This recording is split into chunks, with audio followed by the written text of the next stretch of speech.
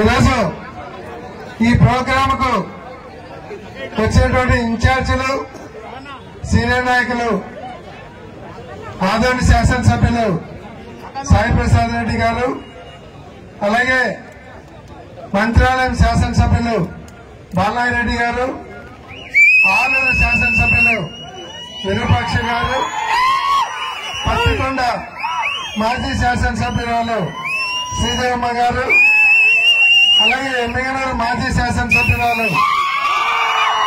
మాజీ పార్లమెంట్ సభ్యులు రేణుకమ్మ గారు, అలాగే కోడుమూరు ఇన్ఛార్జి సతీష్ గారు, డిప్యూటీ మేయర్ రేణుకమ్మ గారు, మిగతా చాలా మంది నాయకులు ఉన్నారు. మా మేయర్ కర్నూలు పట్టణ మేయర్ బొమ్మయ్య రామయ్య గారు, ఇతర నాయకులందరికీ పేరు పేరున హృదయపూర్వక ధన్యవాదాలు తెలియజేస్తా ఉన్నాను.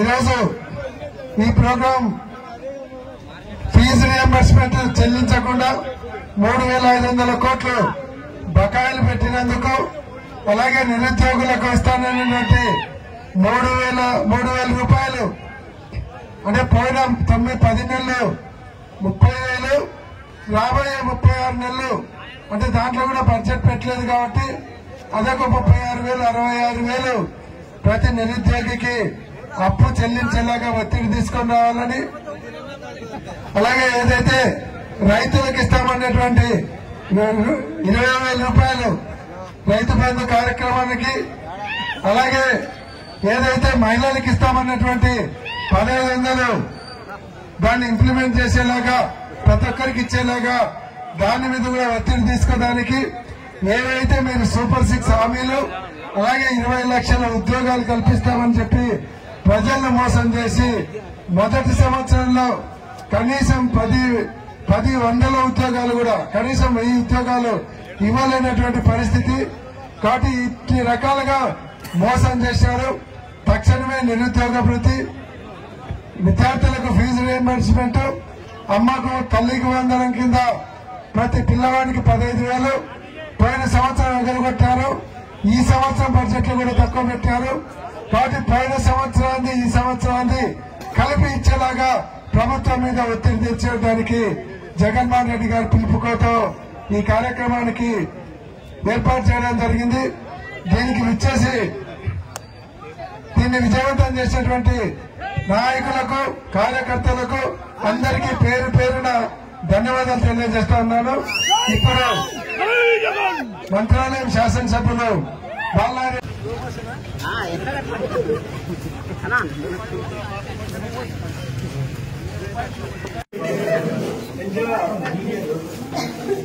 కొద్దిగా అందరూ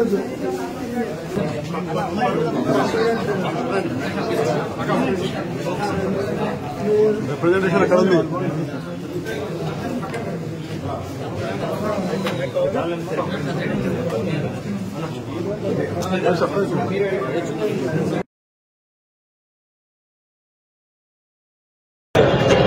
ఈరోజు ముఖ్యంగా విద్యార్థులకు,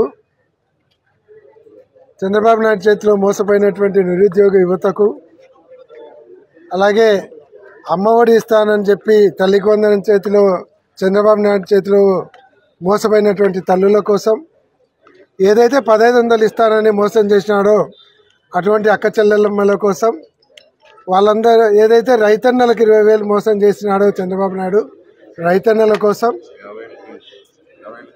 చెప్పింది, బీసీ ఎస్సీలకు 50 సంవత్సరాలు దాటితే పింఛన్ ఇస్తా అని చెప్పి చంద్రబాబు నాయుడు చేతిలో మోసపోయినటువంటి ప్రజల కోసం, అలాగే ఏదైతే వైద్య వృత్తిని ఆశించి చదివి 17 మెడికల్ కాలేజీలు ప్రైవేట్ పరం చేస్తుంటే మోసపోతున్నటువంటి వైద్య విద్యార్థుల కోసం, వాళ్ళందరి కోసం ఈరోజు ఈ పోరుబాట చేయడం జరిగింది. కాబట్టి వాళ్ళందరికీ ఏదైతే మీరు ఎలక్షన్లకు ముందు ఈ వర్గాలకన్నిటికీ హామీలు ఇచ్చినారో ఆ హామీలన్నీ నెరవేర్చాలనేది మేము ప్రధానంగా డిమాండ్ చేస్తున్నాం. అన్నిటికంటే ముఖ్యమైనది నిరుద్యోగ భృతి. మీరు ఈ 10 నెలల్లో 30,000, వచ్చే సంవత్సరం కూడా బడ్జెట్లో పెట్టలేదు కాబట్టి అదొక 36,000, మొత్తము 66,000 నిరుద్యోగ యువతకు మీరు అప్పుండారు. అది వెంటనే చెల్లించే కార్యక్రమం ఈ బడ్జెట్లో పెట్టాలని మేము డిమాండ్ చేస్తున్నాం. రెండోది 17 మెడికల్ కాలేజీలు మెయింటైన్ చేయలేక ప్రైవేట్ పరం చేస్తామంటున్నారు. 17 మెడికల్ కాలేజీలు మెయింటైన్ చేయలేని వాళ్ళు 26 జిల్లాలు ఉన్నటువంటి రాష్ట్రాన్ని మీరు పరిపాలించడానికి మీకు అర్హత ఉందా? ఒక నారాయణే 70 మెడికల్ కాలేజీలు మెయింటైన్ చేస్తున్నాడు. ఇంతమంది ఐఏఎస్ ఆఫీసర్లు, ఐపీఎస్ ఆఫీసర్లు, ఐఏఎస్ ఆఫీసర్లను పెట్టుకొని 17 మెడికల్ కాలేజీలు మెయింటైన్ చేయడం చేత కాదు, మేము ప్రైవేట్ పరం చేస్తున్నామని చెప్పుకోవడానికి సిగ్గు లేదా?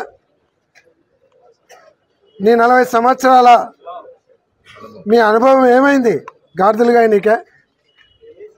కాబట్టి మీరు 17 మెడికల్ కాలేజీలు మెయింటైన్ చేయడం చేత కాకుంటే ఈ రాష్ట్రాన్ని పరిపాలించడానికి మీకు అర్హత లేదు, రాజీనామా చేసిపోండి. లేదంటే 17 మెడికల్ కాలేజీ గవర్నమెంట్ తరఫున ఓపెన్ చేయండి. 17 మెడికల్ కాలేజీలు ఒక్కసారిగా ఒక రాష్ట్రానికి శాంక్షన్ కావడం అనేది భారతదేశ చరిత్రలో ఎప్పుడూ జరగలేదు. జగన్మోహన్ రెడ్డి గారు తీసుకొని వచ్చారు. ఈ కాలేజీ తెచ్చినటువంటి కాలేజీలు ప్రైవేట్ పరం చేయడం, మాకు మెడికల్ సీట్లు వద్దు అని చెప్పినటువంటి ముఖ్యమంత్రి కూడా భారతదేశంలో మీరు ఒక్కడే. కాబట్టి హామీలతో పాటు మెడికల్ కాలేజెస్ ప్రైవేటైజేషన్